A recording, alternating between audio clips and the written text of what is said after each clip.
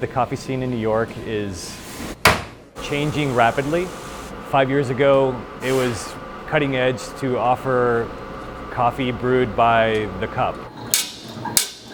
The more coffee shops that are doing this by the cup presentation, the more educated the consumer base will get, and probably the more demand there'll be for these coffees.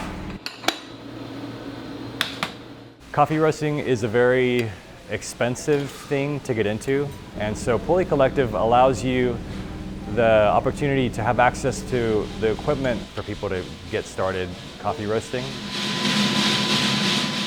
I worked at Untitled Coffee, and I really appreciated and understood what coffee meant at the retail level and the direction that coffee was moving for the consumer of looking at coffee as a culinary product instead of something that we just drink in the morning to get through the day. This is where we roast all of our coffee. About a year ago, we started roasting 10% of our coffee for all of our stores. Joe started about 10 years ago with one shop on Waverly Place, and now we're about to open our 10th store 10 years later. This week, we are making the transition into roasting 100% of our coffee.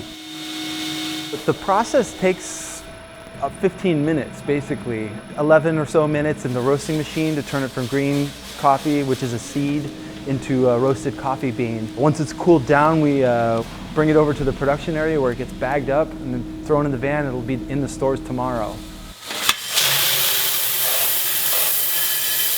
It's been very interesting to see the evolution in New York. We've been the capital of the best food in the world and the best fashion and many, many things, but coffee's kind of one of those things that just fell by the wayside. But we're really seeing the higher quality coffee and brewing mechanisms make their way into better restaurants and more coffee shops. We have a pop-up espresso bar in the back of the barbershop.